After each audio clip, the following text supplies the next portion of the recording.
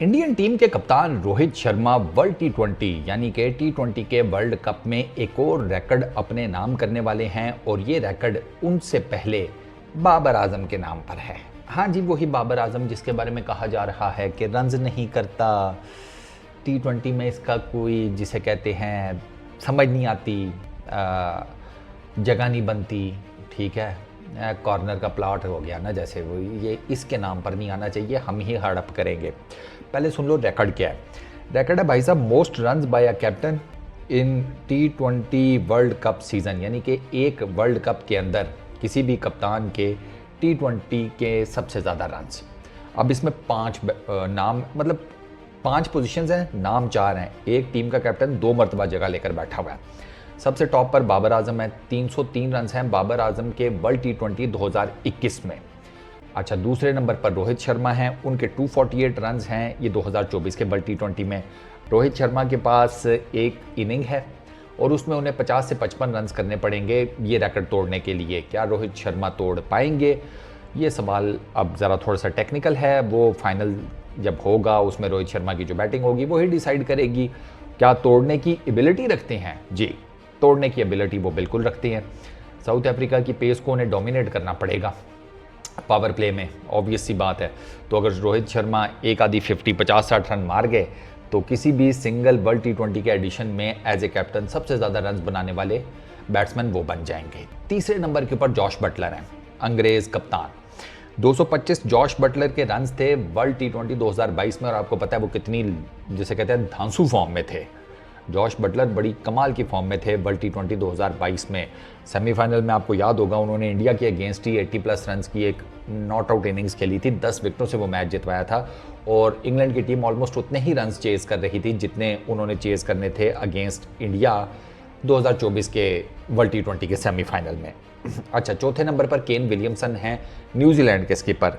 उन्होंने 216 रन्स बनाए थे वर्ल्ड टी20 2021 में, जिसमें बाबर ने 303 रन्स बनाए थे। उसी टूर्नामेंट में केन विलियमसन ने 216 रन्स बनाए थे एज ए कैप्टन।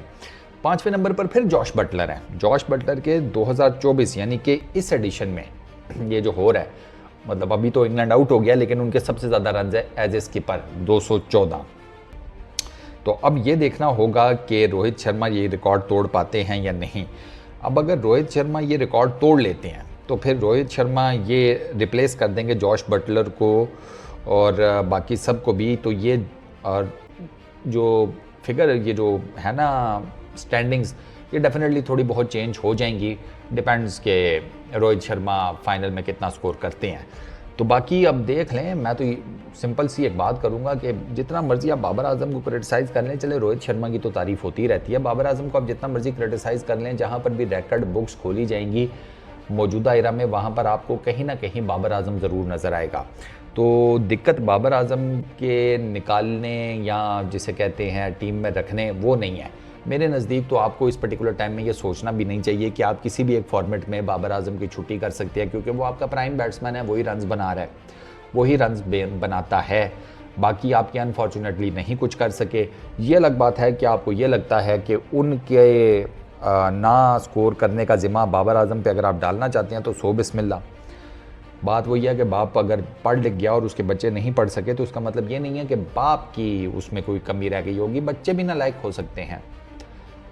ऐसे ही है ना, आपको लगता है कि मैं इस ऑफिस के काबिल नहीं हूँ, ये ऑफिस मेरे हिसाब से चलता नहीं है, ये भी तो हो सकता है कि आप ही एक अदद हरामखोर किस्म के एम्प्लॉय हों। इस बारे में भी सोचना चाहिए ना। तस्वीर के 2 रुख होते हैं, वो सिक्के के 2 रुख होते हैं। तस्वीर के कह लें कि आप मल्टीपल किस्म के आपको मैसेजेस एक तस्वीर से मिल सकते हैं, तो सिर्फ एक मैसेज के ऊपर ही नहीं एम्फसाइज करना चाहिए। बाकी जहाँ तक रोहित शर्मा की बात रह गई, बेहतरीन कप्तानी, बेहतरीन बैटिंग चल रही है टीम इंडिया के लिए, बड़े राइट टाइम पे वो फॉर्म में आ गया। टीम इंडिया को पावर प्लेस को डोमिनेट करना था, अब आपको पावर प्लेस को डोमिनेट करते हुए रोहित शर्मा नज़र आते हैं। जो उनका स्टार्ट था इस टूर्नामेंट में वो इतना ख़ास नहीं था, उनकी बैटिंग को लेकर उनके ऊपर तनकीद हुई। अब चूँकि बैटिंग वो रन्स नहीं कर पा रहे थे तो डेफिनेटली उनकी कप्तानी के ऊपर भी हल्का फुल्का क्रिटिसिज्म शुरू हो गया था। लेकिन रोहित शर्मा ने जो बड़ा स्ट्रॉन्ग किस्म का रिप्लाई बैक किया है वो इन टर्म्स ऑफ वर्ड्स नहीं है, इन टर्म्स ऑफ प्ले है। मतलब एक तो खुद से भी बारी खेलनी शुरू कर दी अच्छी सॉलिड किस्म की, उसके बाद उन्होंने जनाब जो अपनी कप्तानी है उससे भी काफ़ी ज़्यादा मुंह बंद कराए हैं। कप्तानी वो डेफिनेटली अच्छी करते हैं, इसमें कोई शक नहीं है। आप उनके बॉलिंग चेंजेस देख लें, जैसे कभी वो बुमराह को फर्स्ट चेंज पर लेकर आते हैं तो कभी वो बुमराह से नई गेंद कराते हैं। फिर जो डेथ ओवर्स में जिस हिसाब किताब से वो बॉलिंग करते हैं, मिडल ओवर्स में वो अपने स्पिनर्स की जो यूटिलाइजेशन करते हैं। अच्छा, कई दफ़ा नई गेंद से वो स्पिनर से ओपन करवा लेते हैं। तो there are so many strategies in terms of bowling जिसको लेकर रोहित शर्मा चलते हैं। बैटिंग में आपको नज़र आता है कि बैटिंग में एक उनका बैटिंग ऑर्डर है, उसको वो नहीं छेड़ रहे। उसको वो इस पूरे टूर्नामेंट में रोहित शर्मा ने अपने बैटिंग ऑर्डर को बिल्कुल नहीं छेड़ा, माँ सिवाय ये एक आधी गेम जो पिछली है इंग्लैंड वाली सेमीफाइनल, इसमें आपने देखा कि हार्दिक पांड्या ऊपर आए हैं 1 नंबर, दुबे जी 1 नंबर नीचे गए हैं मिडल ऑर्डर में, जो टॉप ऑर्डर है वो सेम गया है। तो बैटिंग में नज़र आता है कि रोहित शर्मा ज़्यादा चेंजेस के फेवर में नहीं है। हाँ, जहाँ तक बॉलिंग की बात है, बॉलिंग में वो चेंजेस करते भी हैं और उनके चेंजेस वर्कआउट भी करते हैं। तो अब लेट्स सी, एक मैच, एक इनिंग, और उसमें रोहित शर्मा को चाहिए तकरीबन 50-55 रन। वो ये 50-55 रन बना जाते हैं, 55 टू बी एग्जैक्ट मेरा ख्याल है, 248 300, हाँ 55 रन उनको चाहिए। ये 55 रन अगर वो बना जाते हैं तो वो बाबर आजम का एक और रिकॉर्ड अपने नाम कर लेंगे। बाकी अब देखते हैं अगर रोहित शर्मा क्या करते हैं। इस वीडियो में इतना ही, अपना बहुत ख्याल रखना, नेक्स्ट वीडियो में मुलाकात होगी।